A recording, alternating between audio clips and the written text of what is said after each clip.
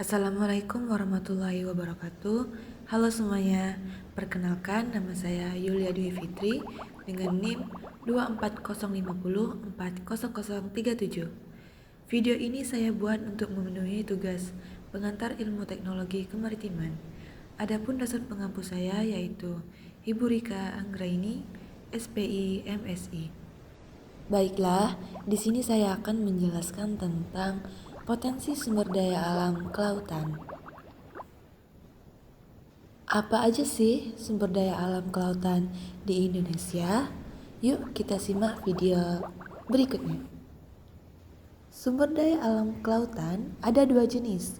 Yang pertama, non-renewable, sumber daya alam yang tidak bisa diperbarui. Yang kedua, renewable, sumber daya alam yang bisa diperbarui. Renewable ada dua macam, yaitu sumber daya alam hayati dan sumber daya alam non-hayati. Sumber daya alam di laut terdapat pada ekosistem lautan. Laut merupakan 70% permukaan bumi, sirkulasi kontinu atau iklim dan siklus air. Dengan dominasi yang begitu besar, laut menjadi faktor kunci dalam menjaga keseimbangan ekosistem bumi, sehingga pelestariannya harus dijaga demi keberlangsungan hidup semua makhluk yang ada di laut. Ekosistem lautan. Lautan sangatlah dalam dan pada setiap kedalaman dimungkinkan terjadi kehidupan. Studi terbaru menunjukkan adanya kehidupan pada laut dalam dari sumber energi geotermal. Sebagian besar kehidupan lautan terdapat di perbatasan antara landas kontinental dan permukaan laut yang masih ada penetrasi cahaya matahari. 2. Lautan bersifat kontinu atau tidak terpisah-pisah, seperti halnya ekosistem daratan atau ekosistem air tawar. Seluruh lautan di permukaan bumi berhubungan. Penghalang fisik utama terhadap penggerakan makhluk hidup yang ada di lautan untuk bergerak bebas adalah perbedaan kadar garam, kedalaman, dan temperatur. 3. Laut dipengaruhi oleh gelombang dan pasang surut sehingga sangat mempengaruhi irama harian, mingguan, bahkan tahunan terhadap kehidupan organisme baik di laut maupun di pesisir. 4. Kadar garam tinggi. Rata-rata 27-35 per mil, mudah sekali terdisosiasi menjadi ion-ion terlarut. Kondisi ini sangat sering disalahgunakan masyarakat dengan menjadikan lautan sebagai tempat pembuangan yang mudah dan murah untuk segala macam limbah karena dianggap mampu menjadi buffer. Life Zone of the Ocean, ekosistem laut plagi. Zona plagi yaitu daerah yang dimana ditemukannya hewan-hewan laut yang berenang mencari makan. Kemudian makhluk hidup dominan di laut, fitoplankton. Pada zona fotik, bagian laut yang masih dapat ditembus cahaya. Faktor utama yang mempengaruhi komunitas laut yaitu macam-macam dan jumlah material terlarut di dalam air. Ekosistem laut bentik. Bentik merupakan organisme yang hidup pada dasar laut, baik yang melekat maupun tidak. Contoh, berbagai jenis ikan, kerang, tiram, udang, spons, anemon laut. Zona abisal, yaitu daerah laut dalam yang sangat bergantung pada materi organik dari zona fotik. Ekosistem ini disebut ekosistem abisal. Faktor yang berpengaruh terhadap komunitas bentik yaitu substrat berpasir, lumpur, dan berbatu, dan juga suhu. Ekosistem terumpu karang tersusun dari jumlah besar hewan karang yang memiliki cangkang. Terumpu karang didominasi oleh karang atau koral yang merupakan kelompok Cnidaria yang mengekskresikan kalsium karbonat. Ekosistem ini umumnya ditemukan di daerah akuator. Ekosistem rawa mangrove mendiami suatu bagian wilayah pantai. Makhluk hidup yang dominan, tumbuhan khusus yang mampu bertahan terhadap salinitas yang tinggi dari laut. Kemudian, Indonesia merupakan pusat keanekaragaman hayati laut tertinggi di dunia. Kurang lebih 4.500 spesies ikan, 70 jenis karang, 18% terumpu karang dunia, 30% hutan bakau dunia, 13 spesies lamun dari 16 spesies dunia, dan spesies rumput laut terbanyak di dunia. 150 juta penduduk atau 65%, Indonesia tinggal di kawasan pesisir, 50 km dari garis pantai. 42 dan 182 kabupaten berada di wilayah pesisir tempat pusat pertumbuhan ekonomi 2000. Potensi sumber daya alam yang terdapat pada ekosistem laut yaitu terumpu karang, padang lamun, rumput laut, hutan mangrove, muara sungai, pantai, dan pulau-pulau kecil. Ekosistem pesisir, ekosistem hutan mangrove. Hutan mangrove dikenal sejak 3000 tahun sebelum Masehi. Namun, deskripsi yang jelas baru dibuat orang Yunani pada tahun 325 sebelum Masehi.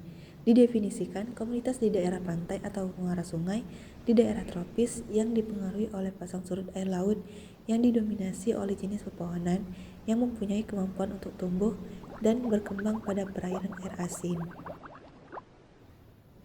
Adaptasi akar. Sistem perakaran mangrove itu ada akar papan, akar napas, akar tunjang, dan akar lutut. Adaptasi daun. Mengandung banyak air dan mempunyai jaringan internal menyimpan air. Kemudian mengandung kelenjar garam yang menjaga keseimbangan osmotik dan mengeluarkan garam. Adaptasi reproduksi. Mempunyai bentuk khusus untuk mendukung perkembangan dan penyebaran benih. Mengkencambah buahnya hingga sudah menjadi anakan sebelum jatuh, sudah siap hidup dan tumbuh pada habitat yang selalu tergenang.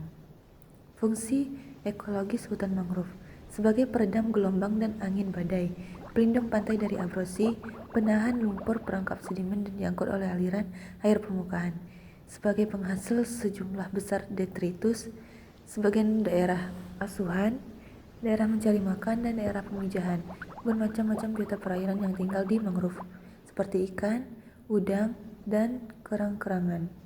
Ekosistem terumpu karang.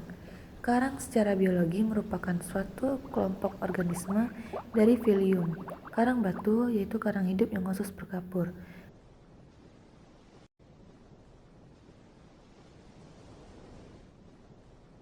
Fungsi terumpu karang secara umum yaitu sebagai fungsi ekologis, sebagai tempat berlindung secari makan, bertelur beranak, hidup, dan sebagai sumber rumah dari hewan-hewan terumpu karang.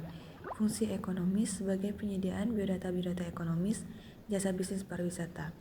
Fungsi fisik yaitu sebagai pelindung pantai dari abrasi dan pencatat gejala masa lalu. Ekosistem padang lamun. Apa yang dimaksud dengan lamun? Perhatikan gambar di bawah ini. Lamun adalah tumbuhan berbunga yang beradaptasi untuk hidup terendam dalam air laut. Lamun senantiasa membentuk hamparan permadani di laut yang dapat terdiri dari satu spesies atau lebih dari satu spesies yang selanjutnya disebut sebagai padang lamun. Peranan padang lamun yaitu untuk meningkatkan struktur fisik yang menyediakan habitat bagi organisme sebagai tempat pelekatan atau hunian baik di akar, batang, dan daun. Lalu sebagai daerah asuhan bagi berbagai organisme laut karena dapat menyediakan makanan dan perlindungan. Potensi sumber daya perikanan tangkap di laut. Budidaya laut. Dengan garis pantai 81.000 km, banyaknya perairan teluk dan pulau kecil relatif tenang dan bersih, dan hamparan terumpu karang 85.000 km kuadrat terluas di dunia. Perairan laut Indonesia yang potensial untuk memiliki seluas 20. Potensi komoditas budidaya laut antara lain kakap, kerang mutiara, kerapu, abalon, tiram, rumput laut, kerang darat, kuda laut, teripang, lobster. Potensi produksinya 40 juta ton. Sehingga di tahun 2003 itu realisasinya sangatlah rendah. Lalu potensi perikanan budidaya laut itu terdapat kerapu, kepiting, dan udang laut. Budidaya karang hias. Ada beberapa jenis karang hias hasil budidaya seperti yang kita lihat di bawah ini. Industri dan jasa maritim. Seperti yang kita lihat gambar di bawah ini, itu terdapat galangan kapal, pelayaran, pelabuhan, dan jasa penunjang.